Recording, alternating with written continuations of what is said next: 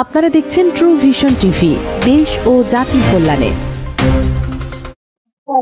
আজকে মেঘনা উপজেলায় আমাদের নেতা কর্মী বিভিন্ন অংশ নেতৃবৃন্দের আনন্দ মিছিলে উপস্থিত আমাদের সকল সিনিয়র নেতৃবৃন্দ, অঙ্গ সংগঠনের নেতৃবৃন্দ, আসসালামু আলাইকুম।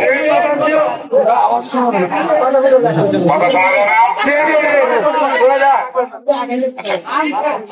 আপনারা জানেন 2008-2018 সালে দাউদকান্দি এবং মেঘনা সহ কুমিল্লা এক আসন ছিল, যেখানে বিএনপির জাতীয় স্থায়ী কমিটির সিনিয়র সদস্য বীর মুক্তিযোদ্ধা ডক্টর খন্দকার মোশাররফ হোসেন সাহেব নির্বাচন করেছিলেন।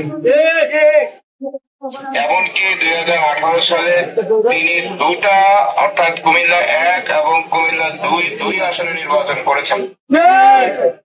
গতকাল নির্বাচন কমিশন খসড়া চিঠি 2025-এর 30শে জুলাই প্রকাশ করেছিল। এরপরে নির্বাচন কমিশন আইন অনুযায়ী নির্বাচন কমিশন বিভিন্ন আপত্তি মতামতের উপরে তারা গত 24 আগস্ট দীর্ঘ তারা শুনানি গ্রহণ করে। শুনানির পরে তাদের আইন এবং তাদের যুক্তি তর্ক বিভিন্ন পক্ষের বক্তব্য শুনে নির্বাচন কমিশনকে আমাদের বাংলাদেশের সংবিধান ক্ষমতা দিয়েছে।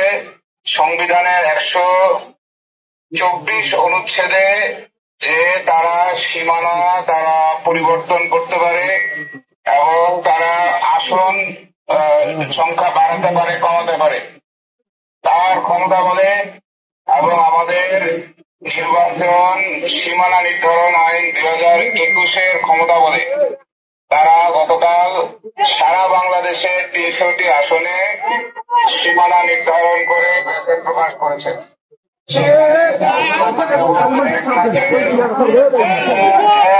আসন হিসাবে ঘোষণা করেছে। আমরা এই নির্বাচন কমিশনের এই সিদ্ধান্তকে স্বাগত জানাই এবং আমরা মনে করি দাউদকান্দি এবং মেঘনা দীর্ঘদিন যাবৎ একসাথে তারা কাজ করেছে। দাউদকান্দি মেঘনা ভাই ভাই। দাউদকান্দি মেঘনার জনগণ দীর্ঘদিন যাবৎ একসাথে কাজ করছে। আমরা আশা করি আগামী নির্বাচনে আমরা আমাদের নেতা বিএনপির জাতীয় স্থায়ী কমিটির সিনিয়র সদস্য বীর মুক্তিযোদ্ধা ডক্টর খন্দকার মোশাররফ হোসেন সাহেব ইনশাআল্লাহ দাউদকান্দি মেঘনা অর্থাৎ কুমিল্লা 1 আসন থেকে নির্বাচন করবেন।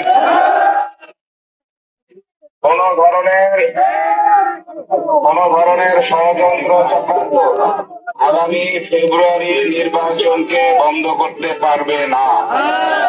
দেশের মানুষ গত 15 বছর ভোট দিতে পারে নাই। দেশে ভোটের অধিকার ছিল না।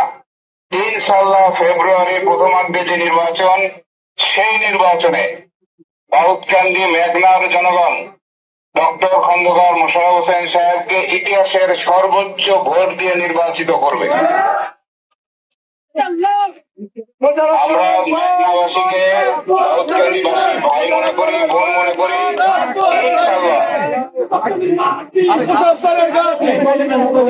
আমরা মেঘনা দাউদকান্দির মানুষ ভাই ভাই বোন হিসাবে ইনশাআল্লাহ আগামীতে এগিয়ে যাব। সাথে সাথে হোমনা তিতাসেও ইনশাআল্লাহ ডক্টর খন্দকার মোশাররফ হোসেন সাহেব সে এলাকার মানুষের সমর্থন নিয়ে সেখান থেকে ইনশাআল্লাহ বিপুল ভোটে জয়লাভ করবেন। তো দীর্ঘ বক্তব্য না বাড়িয়ে আপনাদের এই আনন্দ মিছিল করার জন্য ধন্যবাদ জানিয়ে নির্বাচন পর্যন্ত ঐক্যবদ্ধ থাকার আহ্বান জানিয়ে আপনাদেরকে সকলের সুস্বাস্থ্য দীর্ঘায়ু কামনা করে বক্তব্য শেষ করছি। আল্লাহ হাফেজ। বাংলাদেশ জিন্দাবাদ।